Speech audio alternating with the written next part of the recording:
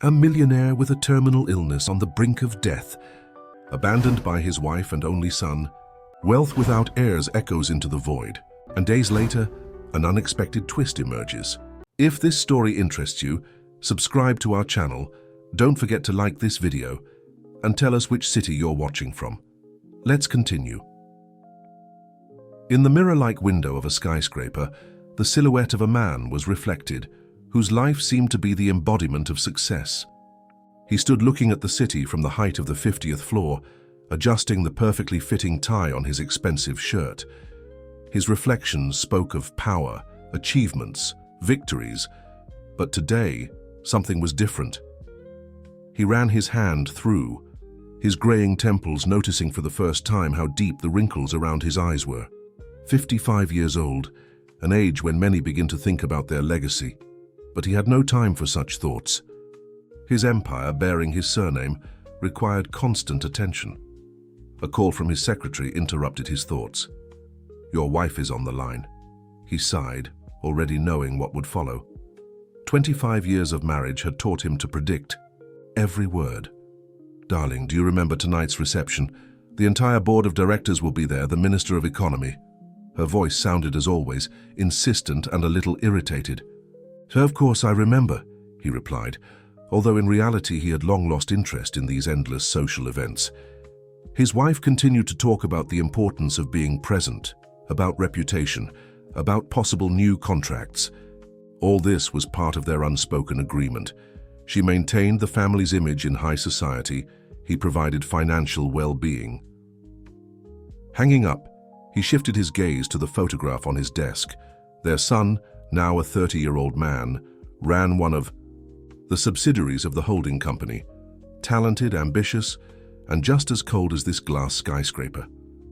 Their last meeting had taken place at the board of directors. The son presented a report on the development of his division, talked about figures, graphs, forecasts. Not a single personal word, not a single glance that went beyond business protocol. The day was drawing to a close when his personal doctor called with a request for an urgent meeting. "The results of your tests require immediate discussion." His voice had unusual anxiety.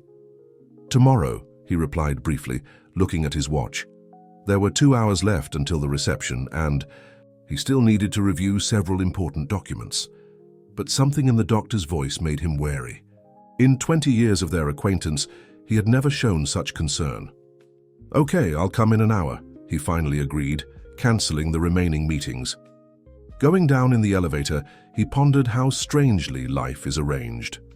Downstairs, a luxury car with a personal driver awaited him. Ahead was an evening in the company of influential people, and in his briefcase lay documents about million-dollar deals. But somehow all of this now seemed surprisingly empty and insignificant. The car moved in the direction of the private clinic, and for the first time in a long time, he felt not like the all-powerful head of a corporation, but like an ordinary person who suddenly became uneasy about the uncertainty that lay ahead. The doctor's office looked exactly the same as always: minimalist interior, subdued lighting, soothing pastel tones. But the atmosphere was different. Dr. Michael Peterson, usually radiating confidence and calmness, seemed troubled. "Please sit down," he said, laying out the test results on the table. "I asked you to come because I found serious abnormalities in your indicators. We need to conduct additional examinations, and immediately." "You're exaggerating, Dr. Peterson," the businessman tried to dismiss. "I have an important reception tomorrow, a board meeting. It's just stress, as usual." The doctor shook his head. "No, this time it's more serious. Look for yourself." He pointed to the numbers in the medical report. "These indicators require immediate attention. I insist on hospitalization." For the first time in many years, the businessman felt the ground slip from under his feet. He was used to controlling everything: markets, competitors, employees. But here, faced with possible illness, his power and influence suddenly lost all meaning. "How much time do I have?" he asked, trying to maintain a businesslike tone. "If we start treatment immediately, the chances are favorable. But we need to act quickly," the doctor replied, writing out referrals for additional tests. Leaving the clinic, he didn't call his driver. For the first time in many years, he wanted to walk, to feel the city, which he usually observed only through the window of his office or car. The phone vibrated incessantly in his pocket. His wife reminded him about the reception. His secretary forwarded urgent documents. His son demanded to sign some papers. But all these messages now seemed so insignificant. He walked the streets, observing ordinary life. A young couple laughing as they left a cafe, an old man feeding pigeons in the square, children playing in the park under the watchful eye of their mothers. All this existed parallel to his world of business meetings and corporate intrigues. He returned home late in the evening. The mansion greeted him with its usual silence and emptiness. His wife, of course, was at the reception, which he had ignored. Tomorrow there would be a reprimand about the inadmissibility of such behavior, about the importance of social connections, about the family's reputation. In his study, he poured himself a whiskey and sat in an armchair, looking at the night city through the panoramic window. 25 years ago, when they had just married, everything was different. There were dreams, there was passion, there was a desire to change the world. Where had it all gone? His son called closer to midnight. "Father, you missed an important meeting. The minister was displeased with your absence. We could have lost the contract. Have you ever asked how I'm feeling?" He burst out suddenly. There was a pause on the other end of the line. "We have a meeting tomorrow at 9. We'll discuss all issues there," his son replied dryly and hung up. The businessman approached the window. Somewhere out there in this huge city, there must be a place where one can simply be a person, not the head of a corporation. Where one can talk about feelings, not numbers. Where one can find understanding, not profit. He took out his phone and opened a message from the doctor with the address of the clinic where he needed to undergo examination. Tomorrow he would have to make a choice: continue living as before or admit that it was time to change something. The morning began with the usual ritual: expensive suit, perfectly ironed shirt, a watch worth a small apartment. But today, every movement was difficult.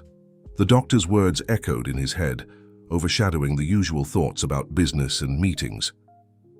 Going down to breakfast, he found a note from his wife. "Flew to a charity forum in Europe. We'll be back in a week. Don't forget about the meeting with the minister on Tuesday." Not a word about yesterday's missed reception, no question about his well-being, just a business reminder, like from a secretary. The large dining room seemed especially empty. The housekeeper silently placed breakfast in front of him and withdrew. He looked at the perfectly set table: freshly squeezed juice, oatmeal with organic berries, toast from whole grain bread, all according to the nutritionist's recommendation. But for the first time in a long time, he felt that he simply wanted a regular coffee with a pastry. The phone vibrated persistently. Messages poured in one after another: reports from department heads, requests for contract approvals, invitations to business lunches. A typical day in the life of a corporate head. He opened the calendar. In an hour, an examination was scheduled at the clinic, which the doctor had talked about. He could cancel it, immerse himself in work, pretend that yesterday's conversation had no significance. But something inside suggested this was a road to nowhere. At the clinic, he was greeted with the usual reverence: a separate ward, a personal doctor, the best equipment. All the advantages of his status were in effect. But they could not protect against the anxiety that grew with each new procedure. "The results will be ready in a few hours," the doctor informed. "I would recommend you stay here and rest." But the thought of spending the day in a hospital ward seemed unbearable. He headed to the office, hoping that work would help distract him. In the lobby of the corporate building, his son met him. "Father, we need to talk. I received an offer from an international company. They're opening a branch in Asia and want me as the head." It was like another blow. His son talked about career prospects, global markets, new opportunities. But between the lines, something else was clear. He was ready to leave the family business, to give up the legacy that had been created over decades. "Have you already made a decision?" he asked, although the answer was obvious. "The contract will be signed next week. I'm just letting you know." There was no doubt or emotion in his son's voice. Just a business conversation, like with any other business partner. The day dragged on endlessly. Meetings followed one another, documents required signatures, the phone continued to be bombarded with calls. But it all seemed somewhat unreal, as if it wasn't happening to him. In the evening, the doctor called. "We need to meet, the results are ready." The same tension was heard in his voice as yesterday. Leaving the office, he didn't call his driver. He wanted to walk, think, try to understand how a life that seemed so successful and right suddenly began to crumble like a house of cards. He walked along the evening streets, observing people hurrying home. Who were they returning to? Who was waiting for them? Was there something more important in their lives than work and money? The phone vibrated again. This time it was a message from his wife. "Saw photos from the reception. Your absence raised many questions. We need to discuss your behavior." He smirked. Even being on another continent, she continued to think only about social status and reputation.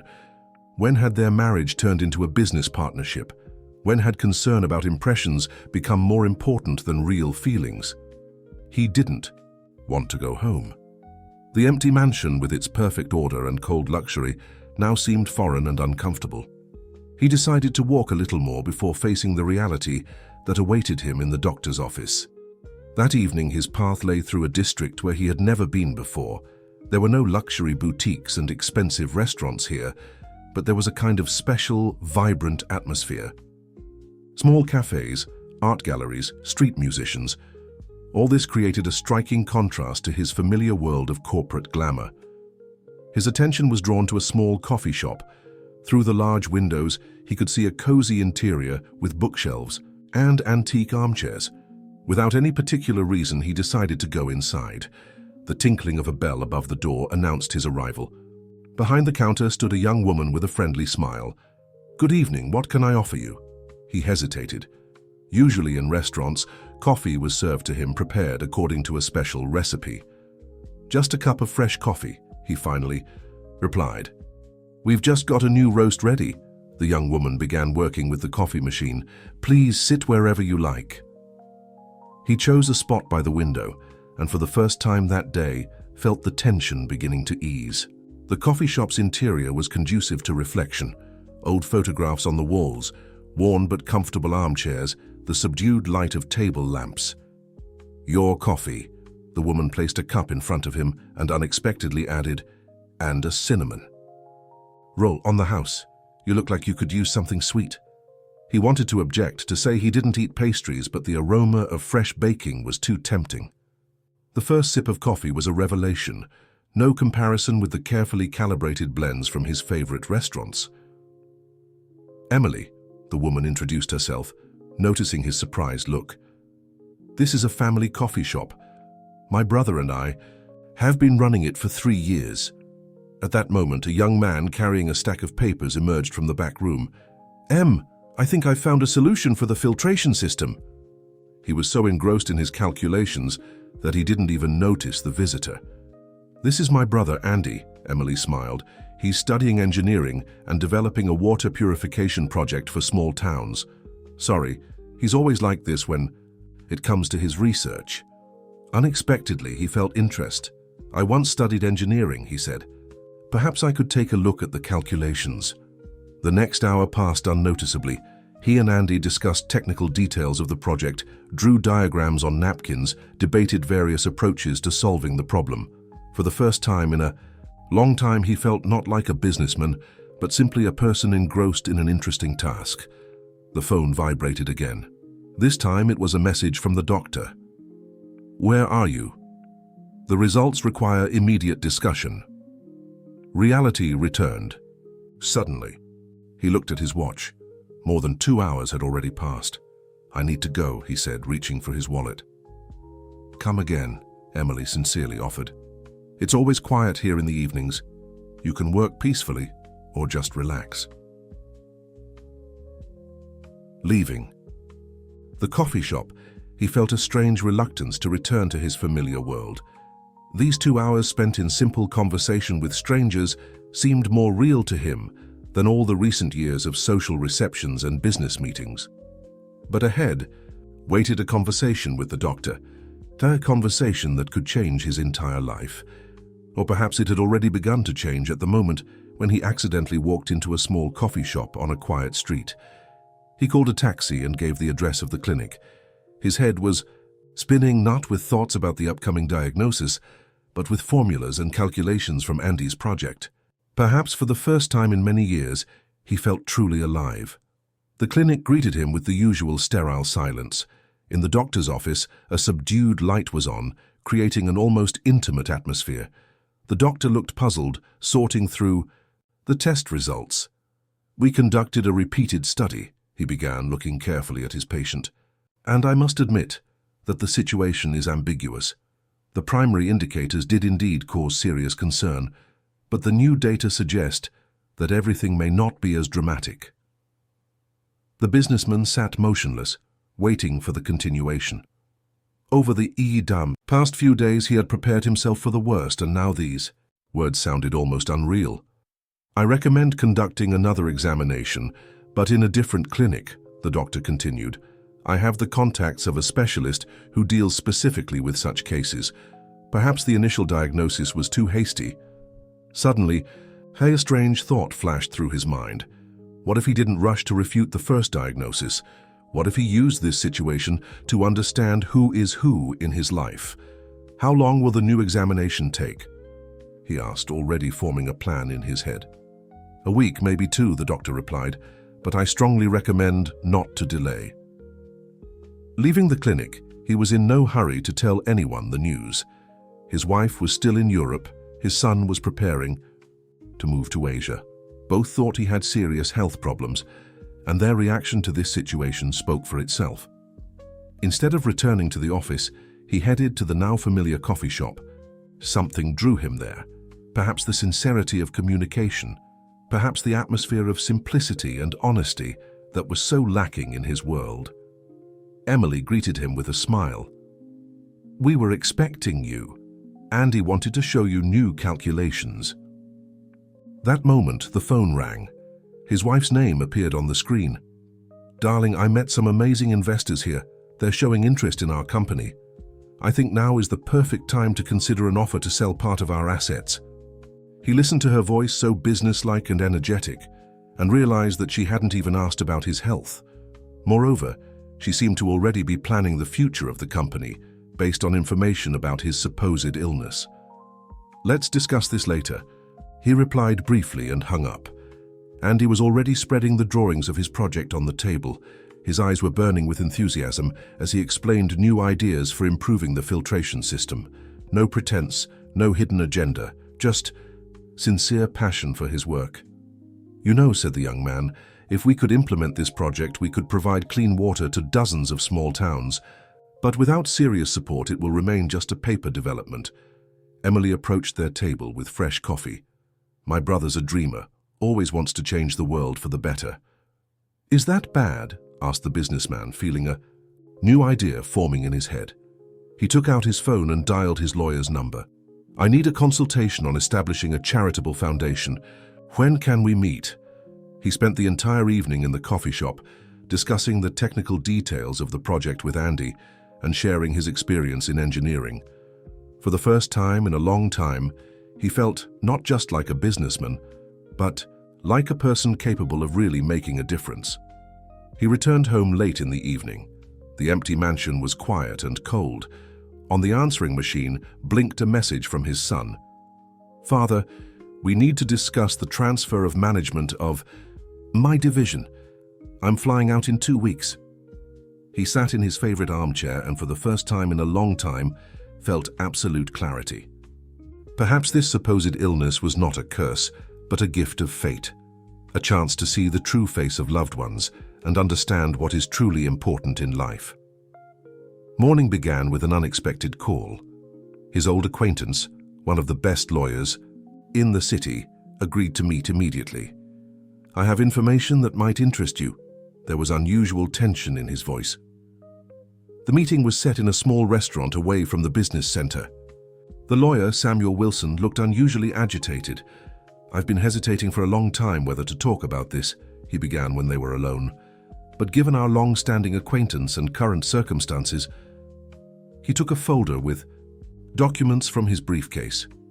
These are statements from your wife's accounts and some companies associated with those investors she mentioned. I stumbled upon this information by chance while working on another case. The businessman carefully studied the papers. Amounts, dates, transfers, everything formed a strange picture. It seems that preparation for the sale began long before the news about my illness, he said thoughtfully. There's something else. Samuel Wilson hesitated. I couldn't help but notice that these investors have a connection with the company that offered a position to your son. Everything looks like a carefully planned operation. This discovery should have shocked him, but in a strange way he felt only bitter satisfaction, as if the last piece of the puzzle fell into place, confirming what he already suspected. What are you going to do? Asked the lawyer. I can prepare documents for litigation. No, it's not time yet, replied the businessman. Let's observe the development of events. I have another request, help with the paperwork for a charitable foundation. The lawyer raised his eyebrows in surprise. A charitable foundation now? Precisely now, and I also need a complete verification of the history of a water purification project. I want to make sure it really has potential. After the meeting, he headed to the coffee shop. Emily greeted him with her usual warmth, but there was concern in her gaze. Andy is defending his project before a commission at the university today. He's very worried. Can I help in any way? He asked, surprising himself. Just a week ago, he wouldn't have been interested in the defense of a student project. Just be here when he returns, Emily smiled. Your support means a lot to him. He settled at his usual table, took out his laptop, and immersed himself in work. From time to time, he glanced at the clock, waiting for Andy's return. The phone vibrated periodically, messages from his wife about potential investors, requests from his son regarding the transfer of affairs, notifications from his secretary about missed meetings. Each of these messages now read differently. Behind the business formulations, he saw a carefully planned conspiracy. His supposed illness became a catalyst, accelerating the implementation of plans that had evidently been harbored for a long time. The tinkling of the bell announced Andy's arrival. From his beaming face, it was clear that the defense had been successful. I got the highest grade, he exclaimed, barely crossing the threshold.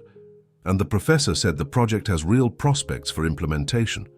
Looking at the young man's sincere joy, the businessman felt growing confidence in the correctness of his decision.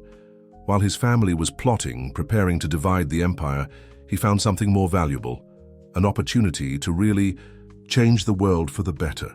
We need to celebrate this, he said, closing his laptop, and also discuss some ideas. How do you feel about turning your university project into a full-scale program? At that moment, the phone vibrated again. A message from the doctor. The results of the new examination are ready. When can you come? In. He set aside the phone, not responding. Right now, it was more important to hear how the young engineer talked about his ideas for improving people's lives. After all, isn't that the real meaning of success? Days followed one another, each bringing new discoveries. Morning coffee in the small coffee shop had become his new ritual, replacing the usual business breakfasts in expensive restaurants. Emily greeted him with her unchanging smile, and conversations with Andy about the technical details of the project gave a sense of real, living work. I found an interesting solution for the filtration system. Andy shared his ideas. If we use a new composite material, we can significantly reduce the cost of installation. The businessman listened with genuine interest, remembering his student years when he too dreamed of changing the world through engineering solutions. When had these dreams given way to an endless pursuit of profit? Meanwhile, his lawyer continued to gather information. Your wife has met with representatives of the investment group 3 times in the last week, he reported during their next meeting. They're preparing an offer to buy a controlling stake. And what about the company that offered my son a job? Asked the businessman, although he already knew the answer. It's part of the same group. Everything is interconnected. That same evening, his wife called. Darling, I'm returning tomorrow. We need to seriously talk about the future of the company. In your condition—" "In my condition?" he asked calmly. "Have you ever asked how I'm feeling?" There was a pause on the other end of the line. "Of course I'm concerned. That's exactly why I think we need to think about the future. These investors can offer excellent terms." He listened to her voice, so businesslike and confident, and thought about how strangely life is arranged. The person with whom he had lived for 25 years turned out to be essentially a stranger. In the coffee shop, meanwhile, work on the project details continued. Andy unfolded new drawings on the table, explaining the principle of the improved system's operation. Emily brought them coffee and sometimes added her observations, surprising with their accuracy. "You know," she said once, "when Andy first started working on this project, I thought it was just another student venture. But now I see that it can really help people." "It can not just help," replied the businessman, "but change their lives for the better, and not just in one area." He took out his phone and showed preliminary calculations made by his financial department. "If we organize production and implementation correctly, we can provide clean water to hundreds of settlements." Andy looked at the figures with disbelief. "But this requires huge investments." "That's exactly why I'm creating a charitable foundation," replied the businessman. "Money should work not only for profit." At that moment, his son entered the coffee shop. He looked confused and a bit embarrassed, clearly not expecting to see his father in such a place. "I tried to find you at the office," he began. "I need to discuss the details of my transfer." "Sit down," offered his father. "Meet Andy. He's developing a water purification system for small towns. I think you'll be interested to learn about real engineering projects, not just numbers in reports." The son awkwardly sat down, clearly feeling out of place in a simple coffee shop. But gradually, listening to Andy's enthusiastic account, he began to show genuine interest. "This can really work," he said finally. "And the payback isn't so bad if production is organized correctly." "It's not about payback," his father gently objected. "Sometimes it's more important to just do something right." He looked at his son, trying to see in him the boy who once dreamed of building bridges and saving the world. Maybe it wasn't too late to bring back those dreams. The mansion filled with sounds and movement. His wife had returned from Europe. She brought with her an atmosphere of business excitement and plans, many plans. "Darling, you must meet with these investors," she said, laying out glossy brochures on the table. "They're offering amazing conditions. Given your condition, this is the perfect moment for—" "My condition?" he interrupted calmly. "Tell me more about these investors. When did you first meet them?" She faltered for a moment, but quickly regained composure. "At a charity reception, of course. They're very interested in developing social projects." "Really?" He took out the folder with documents collected by his lawyer. "And how long have you been planning this deal?" A heavy silence fell. His wife slowly sank into an armchair, her face frozen. "You don't understand," she began. "I'm thinking about the future, about our future." "Ours?" he smirked. "Or yours? Tell me about the accounts in European banks, about meetings that began long before the news of my illness." "You were spying on me?" Indignation appeared in her voice. "No, the information came to me on its own, as did information about our son's new job. Interesting coincidence, don't you think?" She stood up and approached the window. "You've always been busy only with business. Money, contracts, company acquisitions. That's what interested you. And now, when I'm trying to protect our interests—" "Our interests?" He shook his head. "You know what's interesting? The last few weeks I've spent in a small coffee shop helping a young engineer with a water purification project, and for the first time in many years, I felt alive." "Coffee shop? Water purification project?" She looked at him with genuine incomprehension. "What are you talking about? We have serious problems, and you—" "No," he gently interrupted. "We've had problems all these years. We just didn't notice them behind designer clothes and social receptions." At that moment, his phone rang. It was Emily. "Sorry for the late call, but Andy has an idea for optimizing the system. He says it's very important." "I'll come right now," he replied, feeling calmness spreading inside. "You're leaving?" His wife looked at him with a mixture of surprise and anger. "We haven't finished our conversation." "On the contrary," he objected. "We've clarified everything. You were preparing a backup airfield, taking advantage of my supposed illness. But you know what? I'm grateful to you. Grateful that this situation opened my eyes." He headed for the doctor but stopped at the threshold. And yes, the results of the repeated examination showed that the initial diagnosis was erroneous. "I'm healthy. It's a pity only that this will upset you, not because you were worried about my health, but because your plans are falling apart." In the coffee shop, Andy's eyes burning with enthusiasm, and Emily's warm smile awaited him. New drawings were laid out on the table, and the aroma of freshly brewed coffee was in the air. "Look," Andy began as soon as he crossed the threshold, "if we change the filter configuration here, we can increase productivity by 30%. He sat down at the table, feeling the tension from the last conversation dissolving in the atmosphere of sincere enthusiasm for the cause. Here there was no place for pretense and hidden motives, only real work, real emotions, and real life.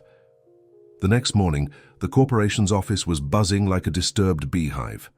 News about the possible sale of the company had leaked to the press, and everyone was discussing the upcoming changes. The secretary was barely managing to answer calls from journalists. The businessman sat in his office, reviewing documents prepared by his lawyer for the creation of a charitable foundation. Suddenly the door swung open.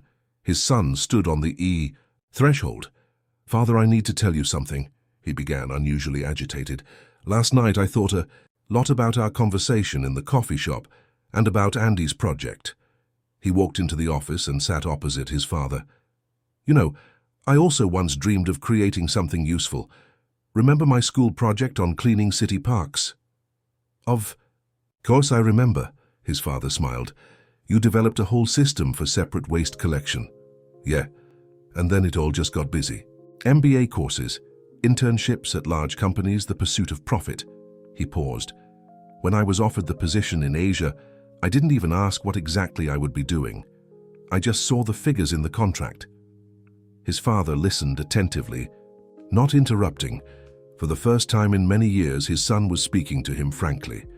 "But yesterday, looking at Andy's enthusiasm, I suddenly realized that I had lost something important. Something real," his son continued.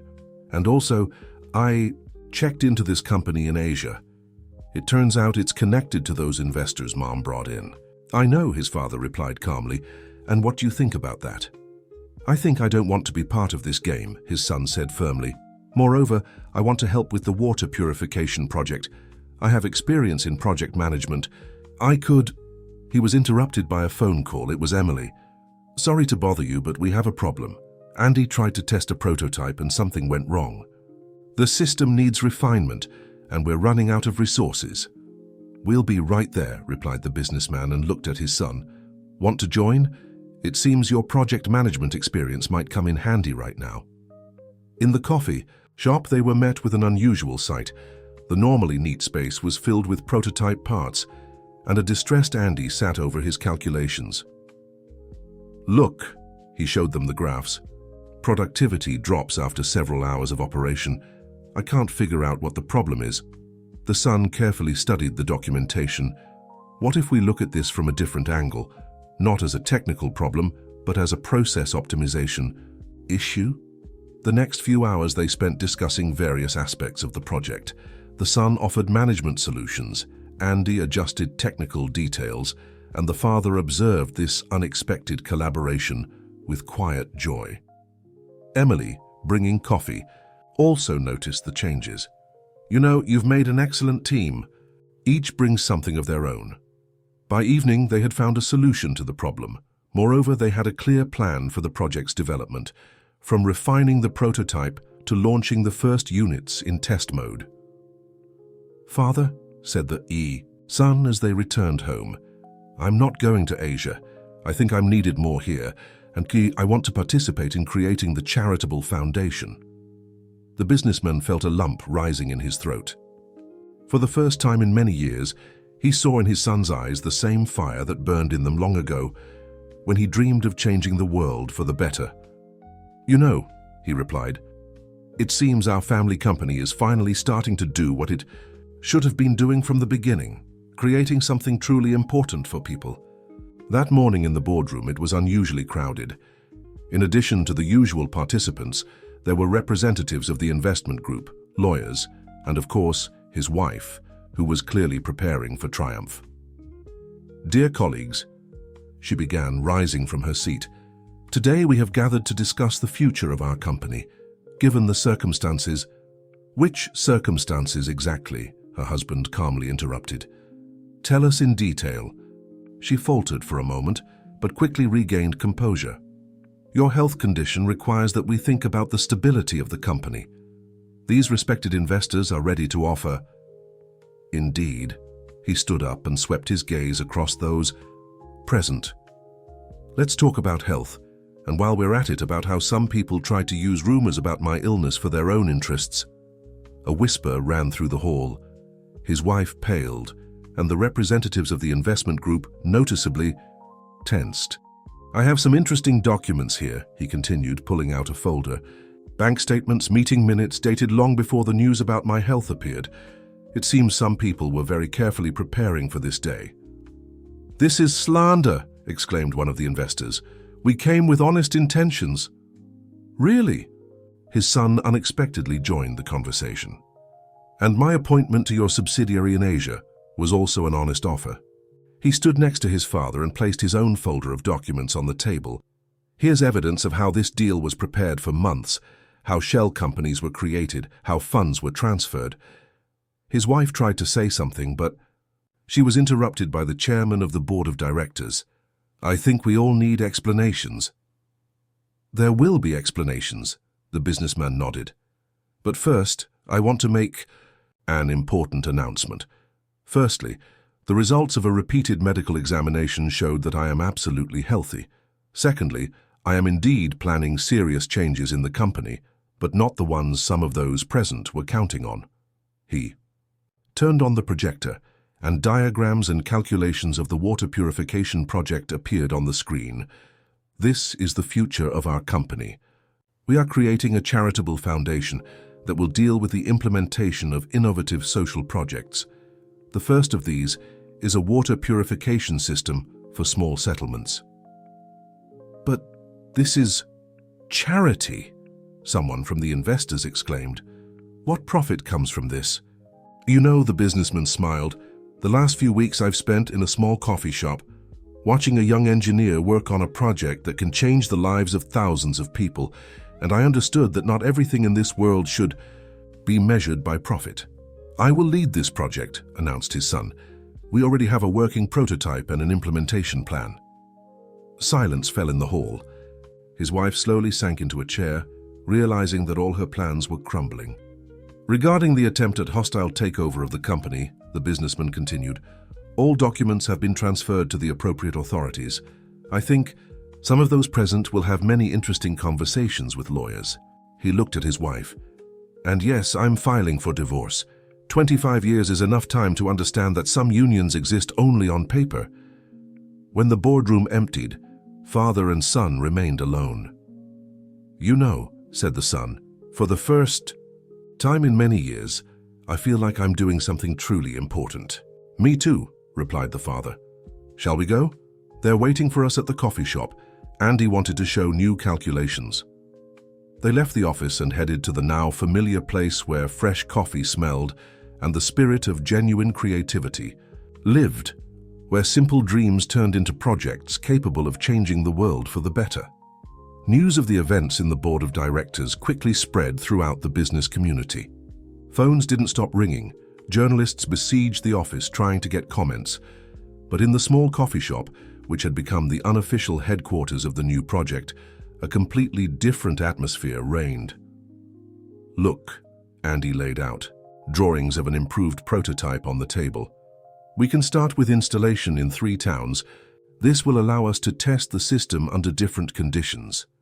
His son, now fully involved in the project, added his corrections. "I analyzed the logistics. If we organize the production of components here," he pointed to a map, "we can significantly reduce transportation costs." Emily, as usual, provided them with coffee, and sometimes inserted surprisingly accurate remarks. Have you considered seasonal fluctuations? In some areas, spring meltwater might affect the system's operation. The businessman observed this interaction with quiet joy. Everyone contributed something of their own: technical knowledge, managerial experience, practical ingenuity. Together, they were creating something greater than just a commercial project. "I have news," he said when everyone gathered in the evening.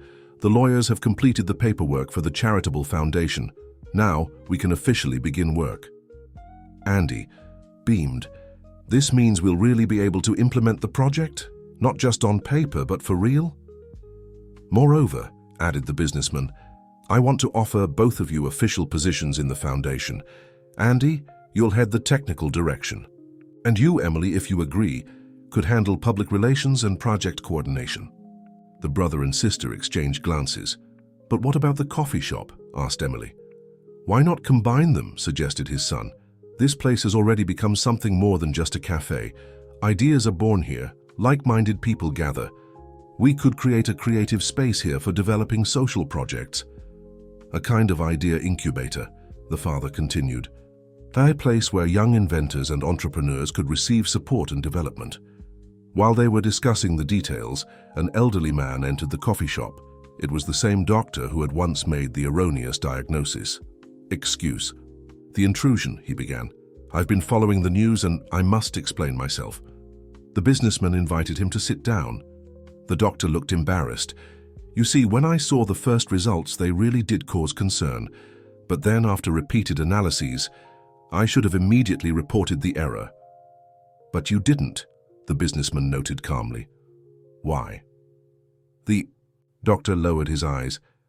"Your wife, she contacted me, asked not to rush with refuting the diagnosis, hinted at certain possibilities, rewards." "And you agreed?" "No," the doctor answered firmly. "That's precisely why I insisted on a repeated examination at another clinic, but I admit I should have acted more decisively." The businessman looked carefully at the elderly doctor. "You know, this diagnostic error, perhaps it was the best thing that happened to me in recent years. It made me stop and think about what's truly important."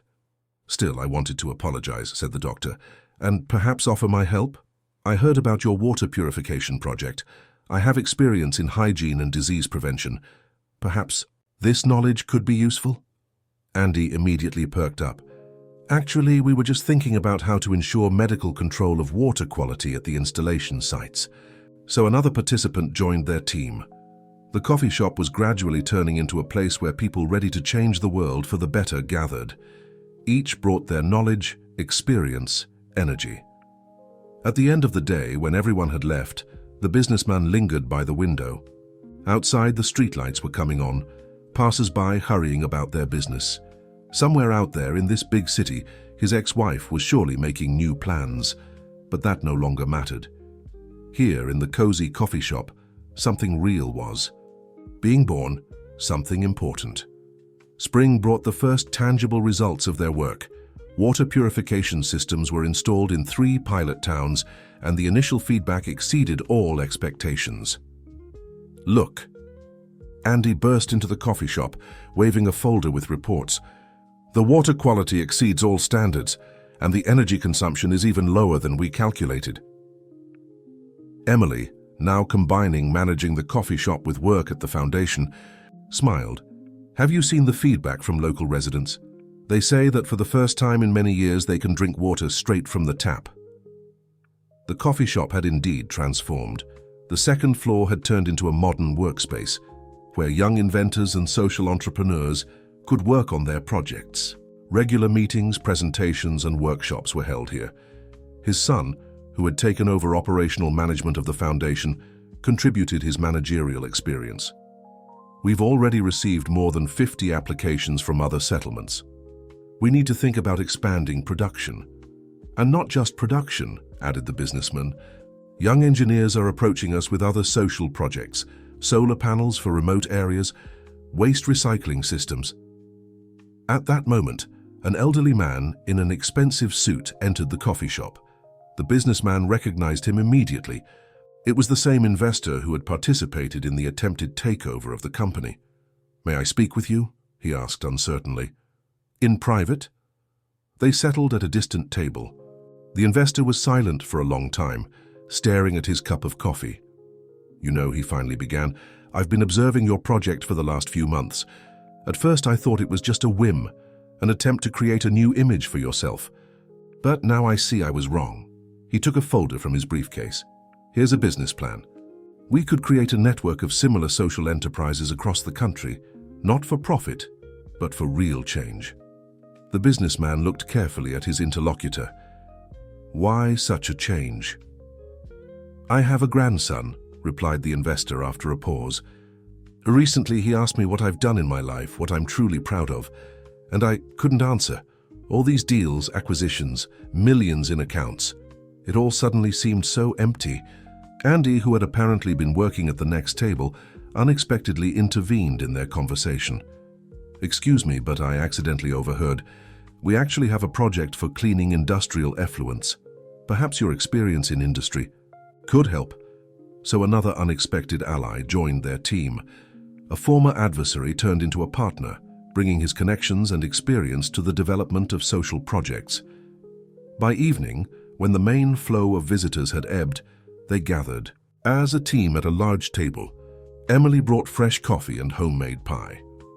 "You know," said the businessman, looking around at those gathered, "once I thought that success was measured by figures in bank reports. Now I understand that real success is the ability to see how your work changes people's lives for the better." His son raised his cup. "To new horizons and to clean water," added Andy. "And to our amazing team," smiled Emily. Outside, the sunset was fading, coloring the sky in warm tones. The coffee shop smelled of fresh baking and new ideas, and somewhere in distant towns, people were pouring clean water from taps, not even suspecting that this simple possibility began here, in a small coffee shop, where a group of caring people decided to change the world for the better.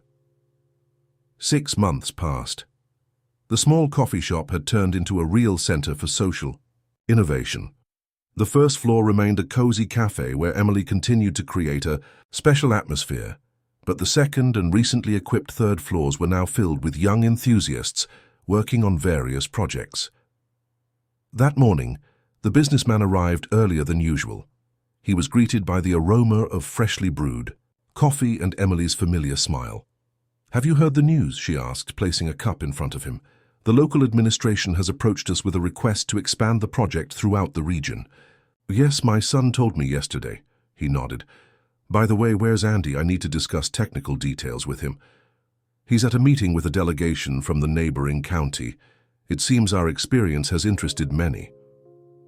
At that moment, a person whom no one expected to see here entered the coffee shop, his ex-wife. She looked unusually modest and a bit lost. "Can we talk?" she asked quietly. They sat at a distant table. Emily, showing tact, left them alone, only bringing another cup of coffee. "I've been thinking a lot these past months," his ex-wife began. "About us, about the company, about what's truly important." She paused, gathering her thoughts. "You know, when I was organizing that deal with the investors, I thought I was doing everything right, protecting our interests, securing the future." "Our interests?" he gently asked. "That's precisely what I wanted to talk about." She looked him directly in the eyes for the first time. "I was wrong, completely wrong. Not just in trying to take over the company, but in what I turned our life into over these years." At the next table, young engineers were discussing a new solar panel project. Their enthusiastic voices created a strange contrast with this tense conversation. "I've been following the news," she continued. "Saw what you're doing. It's truly impressive. And you know what's most surprising? I'm seeing you truly happy for the first time, and our son too." "People aren't changed by circumstances," he replied. "They're changed by realizing what's truly important." "That's exactly why I'm here." She took a folder from her purse. "These are documents regarding my share in the company. I want to transfer it to the charitable foundation, free of charge." He looked at her in surprise. "Why?" "Because it's time to do at least something right," she smiled weakly. "And also, I'd like to help, not with money. I don't have that anymore. but I have experience in organizing events, connections in charitable circles." At that moment, an excited Andy burst into the coffee shop. "You won't believe it! We've been invited to present our project at an international conference on sustainable development."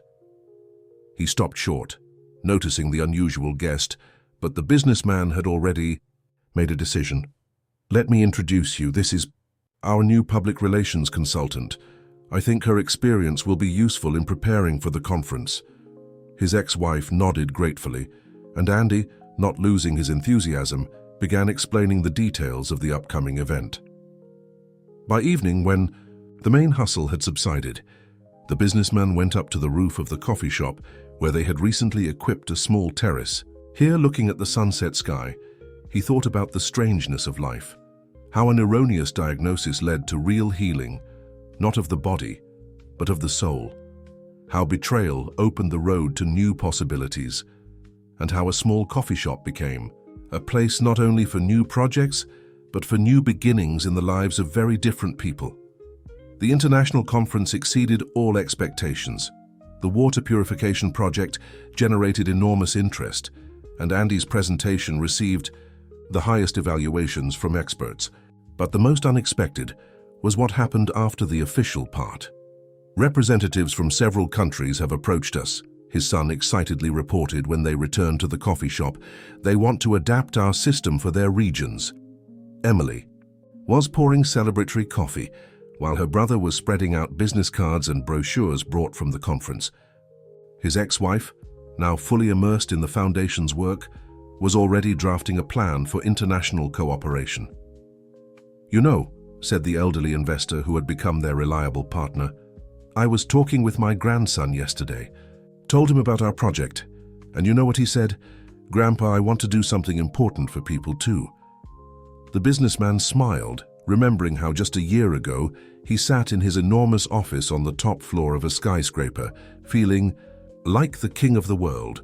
Then he was concerned only with numbers in reports and stock market quotations. "And remember how it all began?" asked Emily, sitting down at their table. "You just came in for a cup of coffee and changed my life," he finished. "Or rather, you all helped me change it." His son put aside the papers and looked attentively at his father. "You know, I recently found my old school project, the one about cleaning parks, and I realized that you and I are finally doing what I dreamed about as a child." "Dreams have a way of coming true," noted Andy. "Sometimes they just need an unexpected turn of fate." His ex-wife, hearing these words, quietly added, "and the courage to admit one's mistakes." The evening flowed smoothly into night. The coffee shop was quiet and cozy. Photographs of their first projects had appeared on the walls, a map with marked points where water purification systems were already operating, diplomas and awards. "I have a proposal," the businessman suddenly said. "Let's expand our concept. Let it be not just a foundation and not just a coffee shop. Let's create a network of such centers throughout the country, places where people can not only work on social projects, but also just gather, exchange ideas, dream, and drink excellent coffee," added Emily. "And change the world for the better," his son continued. "With small steps," Andy continued. "But with big goals," his ex-wife finished.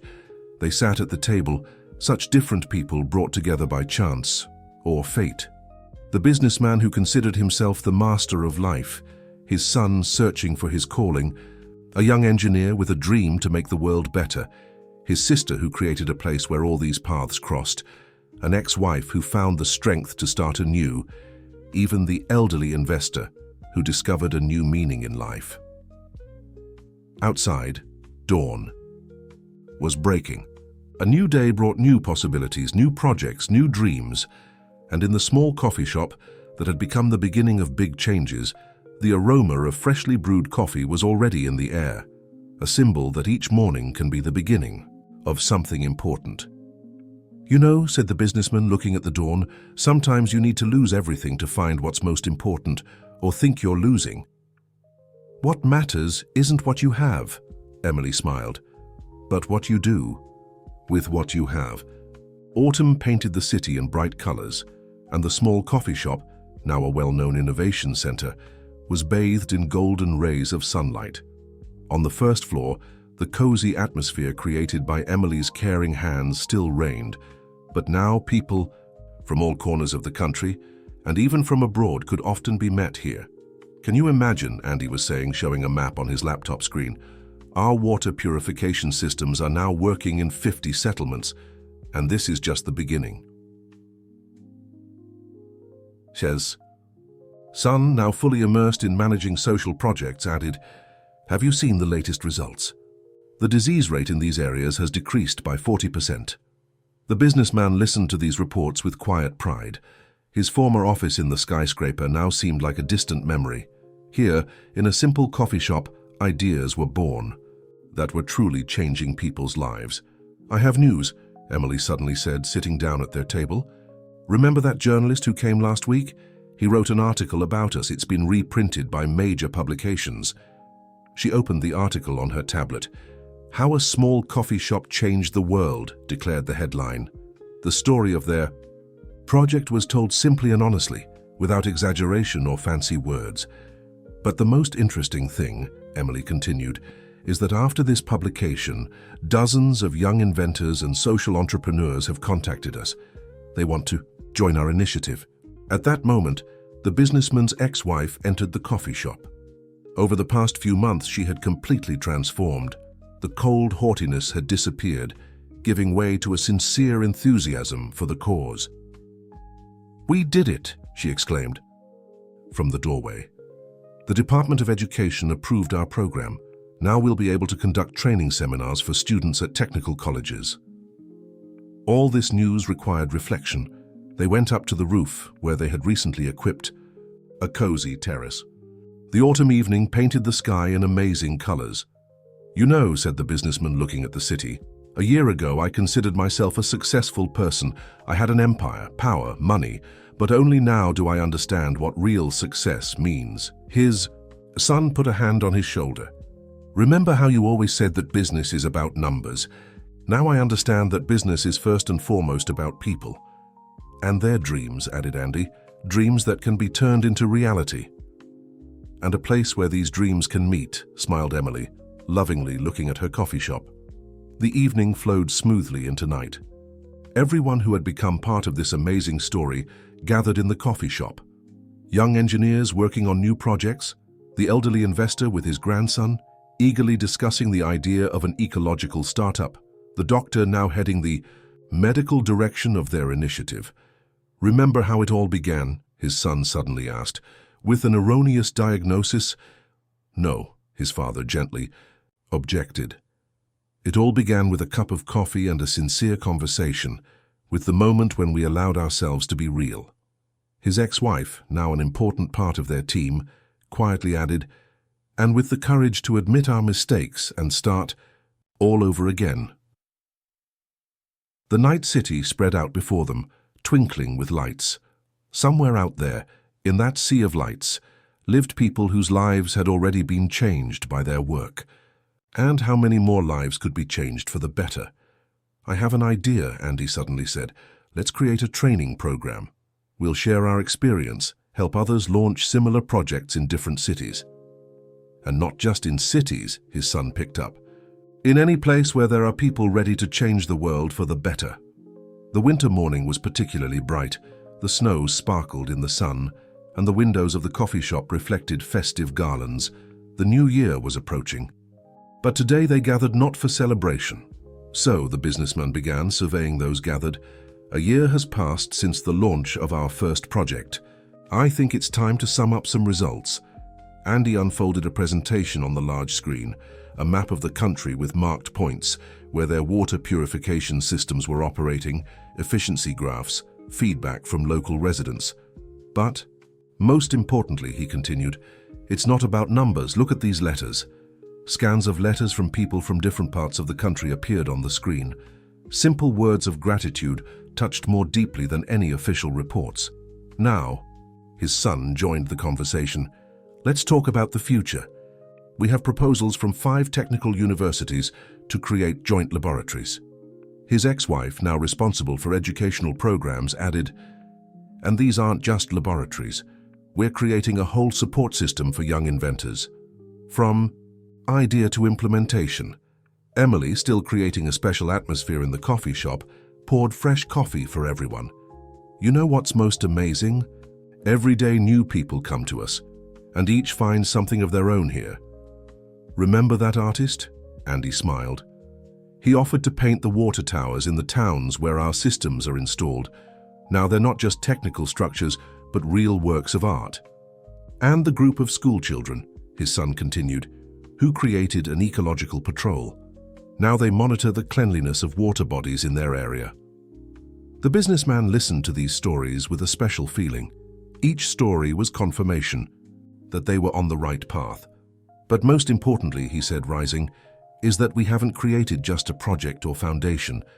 We've created a community of people who believe in the possibility of changing the world for the better. At that moment, the elderly investor entered the coffee shop with his grandson. The boy, now a high school student, was carrying some kind of model. "Look," he exclaimed from the doorway, "I've figured out how to improve the filtration system." Everyone gathered around the model. The young inventor's idea was surprisingly fresh and original. Andy was already making notes in his notebook discussing technical details. "There it is," the businessman said quietly, looking at this scene. "That's what all this was for. Not for awards and recognition, but to ignite a spark in the eyes of the next generation." In the evening, when the main discussions had ended, they again went up to the roof. The city sparkled with festive lights, and the snow created a special magical atmosphere. "A year ago," said Emily, "I thought I was just managing a small coffee shop. Who would have thought that one cup of coffee could change so many lives?" "It's not about the coffee," the businessman smiled. "It's about people, about their readiness to change and to change the world around them. And in the courage to admit that real success isn't measured by money," added his son, "but by the happiness of other people," his ex-wife finished. They stood on the roof, looking at the night city. Somewhere out there in that sea of lights, new ideas were already being born, new projects, new dreams. And the small coffee shop, which had become a symbol of big changes, was ready to accept them all. Spring came to the city again, bringing not only warmth, but also new opportunities. The coffee shop, now known throughout the country as a center for social innovation, was preparing for a special event, the opening of the first branch in another city. "Everything ready?" asked the businessman, looking around the familiar interior where every detail reminded him of the past year. "Almost," replied Emily, arranging fresh flowers. "You know, it's strange to think that soon such a place will appear in another city as well." "Not exactly the same," he smiled. "Each place will be special, with its own character, but the idea will remain the same, to help people turn their dreams into reality." At that moment, a young man in a business suit entered the coffee shop. He looked around nervously, clearly feeling out of place. The businessman recognized himself from a year ago in him. "How can I help you?" Emily asked warmly. I read about your project," the visitor began. "I have an idea. Maybe it's stupid, but—" "No ideas are stupid," came Andy's voice as he descended the stairs. "Tell us." The young man gradually became animated, talking about his project for environmentally friendly transportation for remote areas.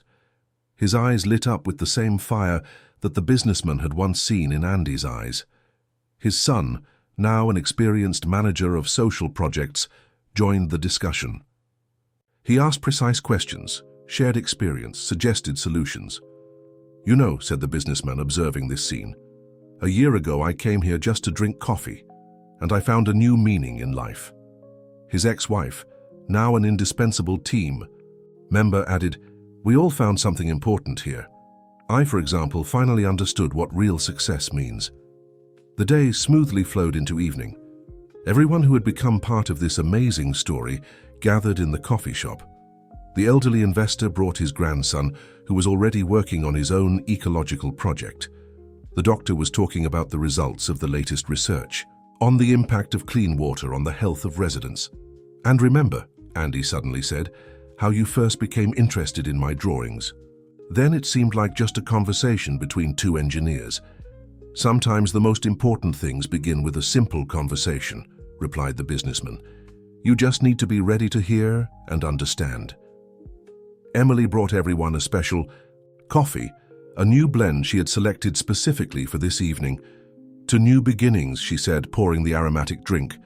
And to old mistakes that led to right decisions, added the businessman.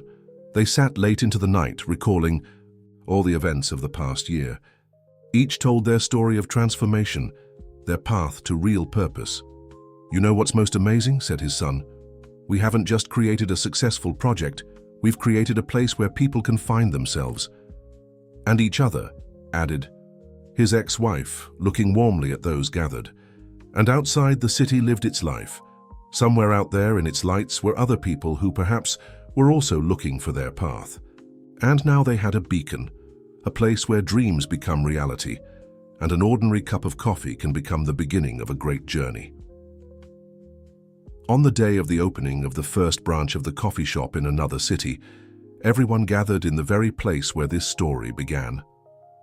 The small coffee shop had transformed, but retained its special atmosphere, warm, homey, conducive to sincere conversations and big dreams.